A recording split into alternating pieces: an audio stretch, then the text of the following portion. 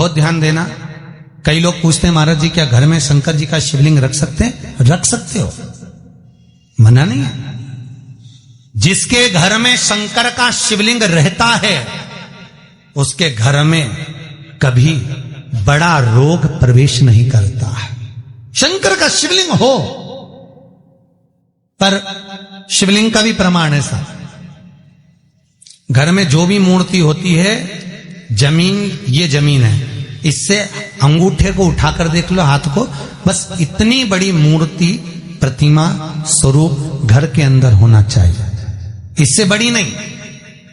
क्योंकि बच्चा जितना छोटा होता है उसको उतनी व्यवस्था कम करना पड़ती है। बच्चा जब बड़ा हो जाता है व्यवस्थाएं बढ़ती चली जाती। और निवेदन है, आप अपने घर के कमरे में दूसरों को अलाउ नहीं करते। करते हो क्या? जेठानी का लड़का आया तुम्हारे कमरे में आकर बैठ गया, देवरानी का आया या ननंद के छोरा छोरी आए तुम्हारे कमरे में बैठ गया, तुम्हें अच्छा लगेगा? जल्दी कर बात निकल। अपने कमरे में तो बच्चे कहते हम कहां जाएं? दादी के कमरे में जा। क्योंकि बेचारी दादी का कमरा तो पंचायती, अपने कमरे में कोई नहीं होना। और ले देकर केवल एक भगवान का कमरा ही ऐसा होता है, भगवान का मंदिर एक ऐसा होता है जिसमें सब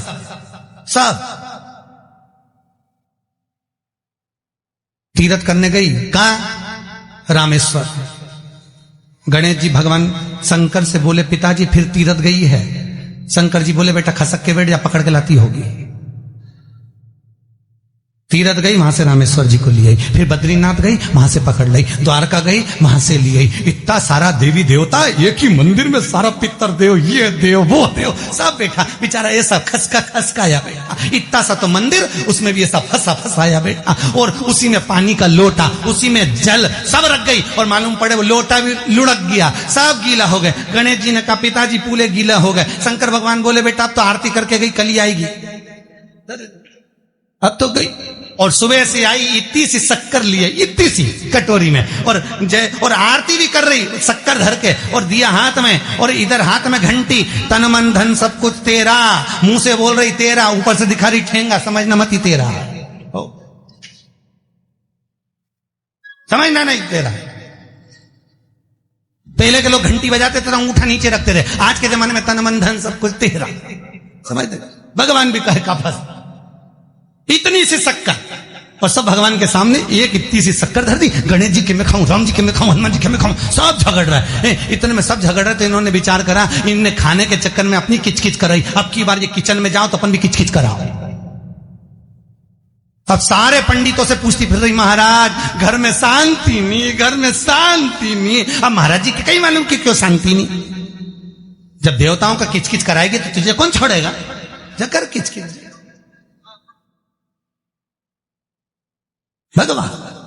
और बचा कुचा था तो वो दिवाली दशहरा आया, जन्माष्टमी आई, इतना सारा भगवान के थाली में रख के अचार लेके रखंडे पेट गई, आज तो जन्माष्टमी है। और बच्चा कुचा तो पाउडर लिए कौन सा पीताम्बरी, उससे झगड़, ऐसा रगड़ूंगी पूरा साफ हो जाएगा। और जन्माष्टमी के दिन ऐसा रगड़ा, भगवान कह रहे राधा आज मेरा जन्मदिन और ये मुझे घस रही।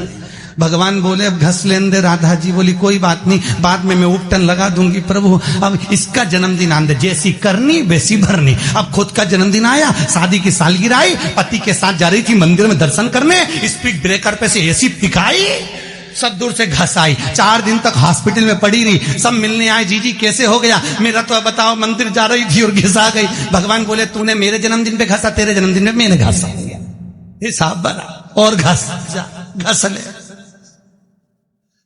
ले क्यों घस? भगवत भजन चित्त वृत्ति में परमात्मा में भाव होना चाहिए।